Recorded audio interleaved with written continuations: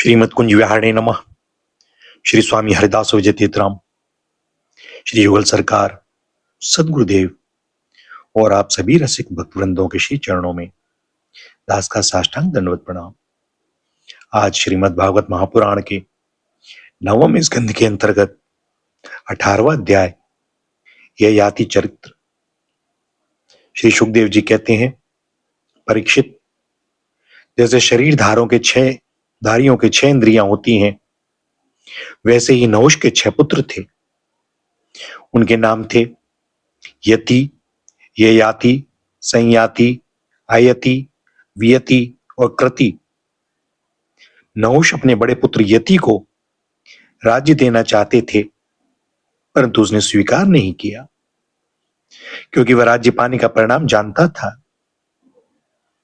राज्य एक ऐसी वस्तु है कि जो उसके दाव पेच और प्रबंध आदि में भीतर प्रवेश कर जाता है, वह अपने आत्मस्वरूप को नहीं समझ सकता।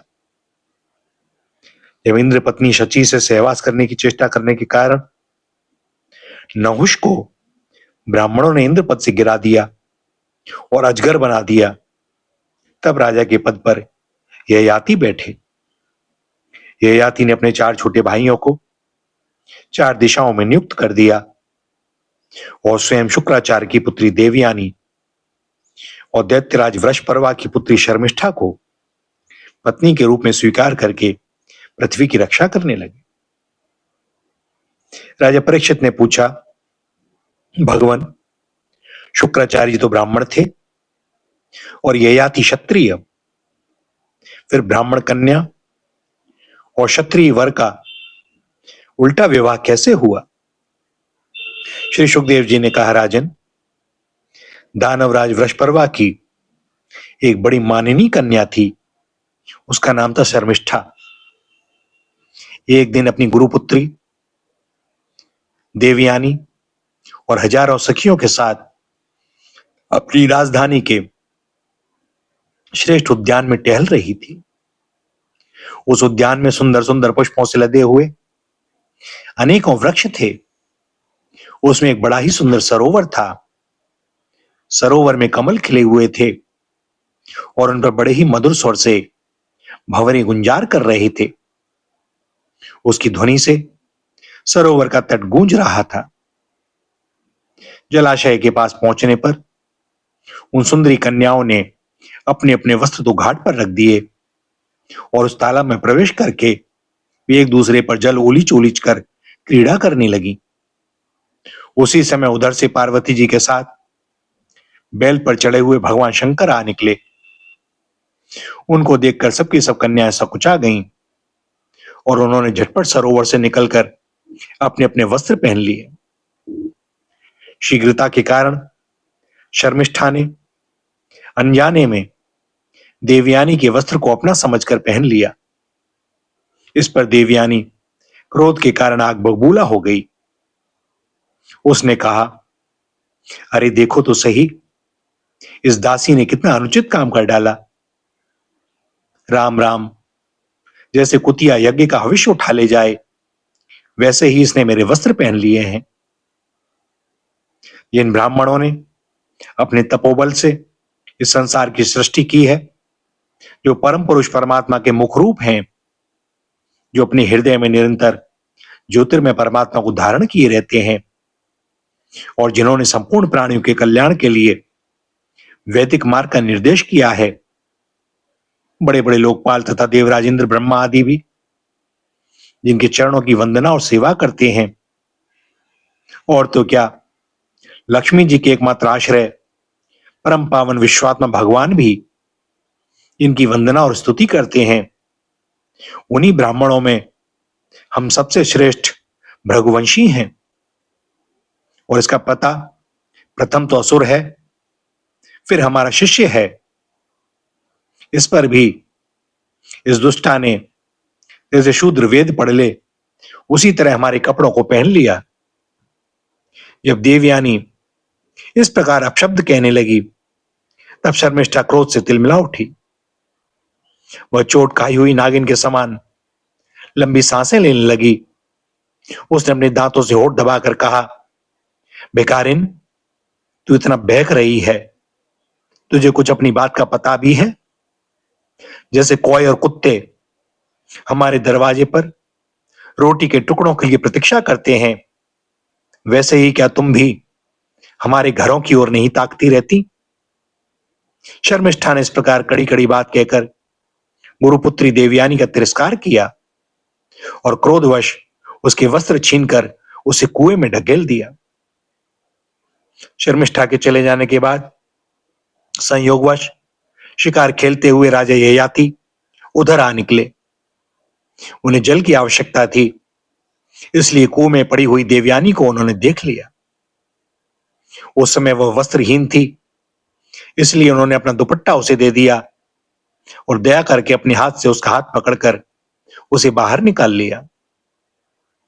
देवयानी ने प्रेम भरी वाणी से वीर ययाति से कहा, वीर शिरोमणि राजन, आज आपने मेरा हाथ पकड़ा है। अब जब आपने मेरा हाथ पकड़ लिया, तब कोई दूसरा ऐसे न पकड़े। वीर श्रेष्ठ, कुएं में गिर जाने पर मुझे तो आपका अचानक दर्शन हुआ है। यह भगवान का ही किया हुआ संबंध समझना चाहिए। इसमें हम लोगों की या और किसी मनुष्य की कोई चेष्टा नहीं है। वीर श्रेष्ठ, पहले मैंने बृहस्पति के पुत्र कच्छ को श्राप दे दिया था, इस पर उसने भी मुझे श्राप दिया था। इसी कारण ब्राह्मण मेरा पाणी ग्रहण नहीं कर सकते। भैया, इस संबंध में एक बात कहनी उचित होगी कि देवगुरु बृहस्पति जी का पुत्र कच्छ शुक्राचार्य जी से मृत संजीवनी विद्या पढ़ता था। अध्ययन समाप्त करके जब अपने घर जाने लगा तो देवयानी ने उसे वरण करना चाहा, परंतु गुरुपुत्री होने के कारण कच्छ ने उसका प्रस्ताव स्वीकार नहीं किया। इस पर देवयानी ने उसे शाप दे दिया कि तुम्हारी पढ़ी हुई विद्या निष्फल हो जाए। इस पर कच्छ ने भी उसे श्राप दिया कि कोई भी ब्राह्मण तुम्हें पत्नी रूप में स्वीकार नहीं करेगा। इधर ययाति को शास्त्र प्रतिकूल होने के कारण यह संबंध अभीष्ट तो न था, परंतु उन्होंने देखा कि प्रारब्ध ने स्वयं ही मुझे यह उपहार दिया है और मेरा मन भी इसकी ओर खिंच रहा है, इसलिए ययाति ने उसकी यह बात मान ली। वीर राजा ययाति जब चले गए, तब देवयानी रोती पीटती अपने पिता शुक्राचार्य जी के पास पहुंची और शर्मिष्ठा ने जो कुछ किया था वह सब उन्हें कह सुनाया। शर्मिष्ठा के व्यवहार से भगवान शुक्राचार्य जी का भी मन उचट गया। वे पुरोहिताई की निंदा करने लगे।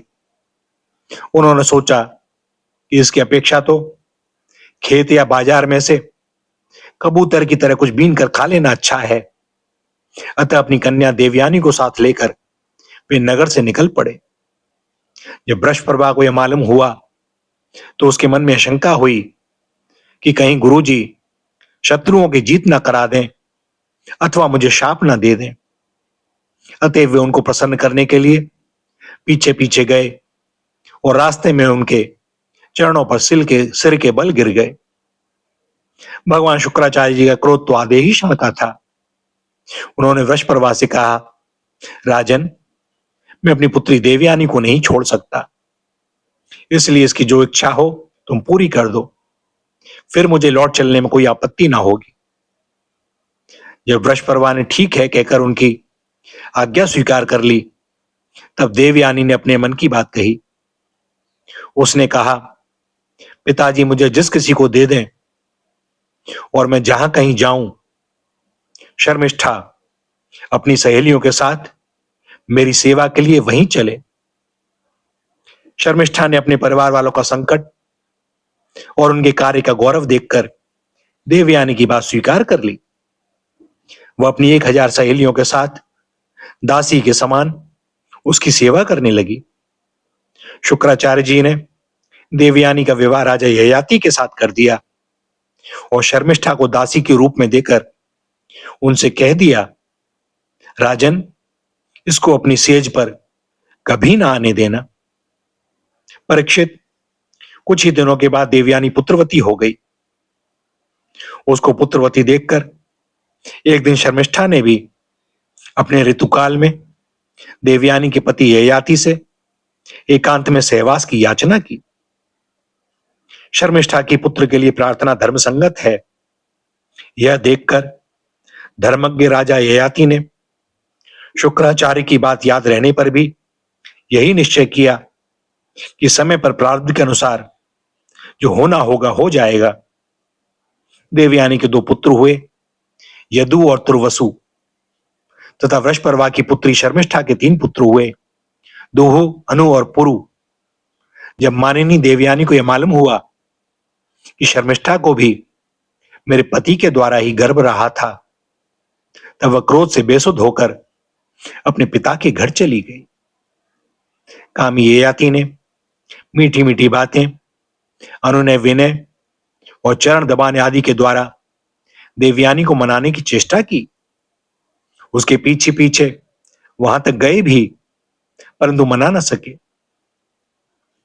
शुक्राचार्य जी ने भी क्रोध में भरकर ययाति से कहा, तू अत्यंत स्त्रीलंपट, मंदबुद्धि और झूठा है। जा, तेरे शरीर में वह बुढ़ापा आ जाए जो मनुष्यों को कुरूप कर देता है। ययाति ने कहा, ब्राह्मण, आपकी पुत्री के साथ विषय भोग करते करते अभी मेरी तृप्ति नहीं हुई है। इस शाप से तो आपकी पुत्री का भी अनिष्ट ही है। इस पर शुक्राचार्य जी ने कहा, अच्छा जाओ, जो प्रसन्नता से तुम्हें अपनी जवानी दे दे उससे अपना बुढ़ापा बदल लो। शुक्राचार्य जी ने जब ऐसी व्यवस्था दे दी तब अपनी राजधानी में आकर ययाति ने अपने बड़े पुत्र यदु से कहा, बेटा, तुम अपनी युवावस्था मुझे दे दो और अपने नाना का दिया हुआ यह बुढ़ापा तुम स्वीकार कर लो, क्योंकि मेरे प्यारे पुत्र, मैं अभी विषयों से तृप्त नहीं हुआ हूं, इसलिए तुम्हारी आयु लेकर मैं कुछ वर्षों तक और आनंद भोगूंगा। यदु ने कहा, पिताजी, बिना समय के ही प्राप्त हुआ आपका बुढ़ापा लेकर तो मैं जीना भी नहीं चाहता, क्योंकि कोई भी मनुष्य जब तक विषय सुख का अनुभव नहीं कर लेता तब तक उसे उससे वैराग्य नहीं होता।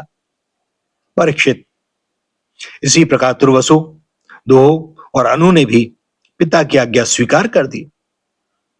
सत्य पूछो तो उन पुत्रों को धर्म का तत्व मालूम नहीं था। वे इस अनित्य शरीर को ही नित्य माने बैठे थे।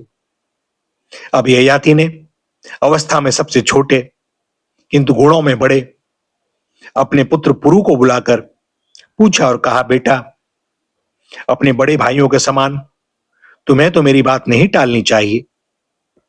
पुरु ने कहा, पिताजी, पिता की कृपा से मनुष्य को परम पद की प्राप्ति हो सकती है। वास्तव में पुत्र का शरीर पिता का ही दिया हुआ है। ऐसी अवस्था में ऐसा कौन है जो इस संसार में पिता के उपकारों का बदला चुका सके। उत्तम पुत्र तो वह है जो पिता के मन की बात बिना कहे ही कर दे। कहने पर श्रद्धा के साथ आज्ञा पालन करने वाले पुत्र को मध्यम कहते हैं।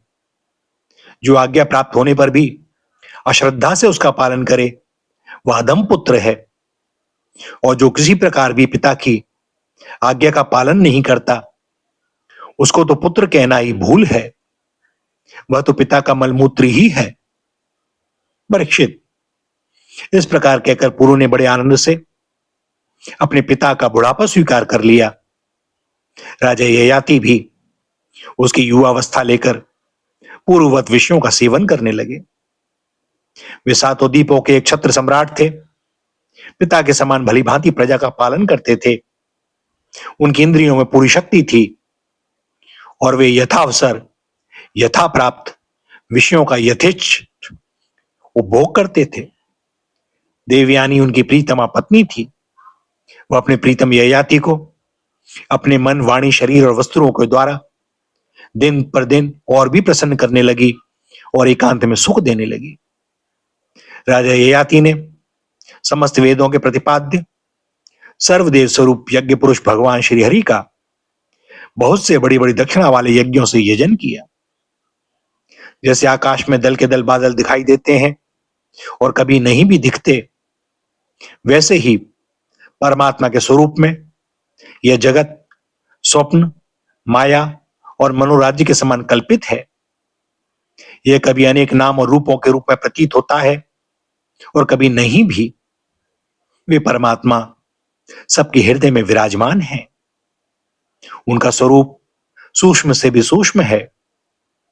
उन्हीं सर्वशक्तिमान सर्वव्यापी भगवान श्री नारायण को अपने हृदय में स्थापित करके राजा ययाति ने निष्काम भाव से उनका यजन किया। इस प्रकार 1000 वर्ष तक उन्होंने अपनी उच्छृंखल इंद्रियों के साथ मन को जोड़कर उसके प्रिय विषयों को भोगा, परंतु इतने पर भी चक्रवर्ती सम्राट ययाति की भोगों से तृप्ति न हो सकी। भैया, यह 9वें स्कंद के 18वें अध्याय का समापन होता है और दास को अनुमति दें वाणी को विराम देने की। श्री राधा, श्री राधा, श्री राधा।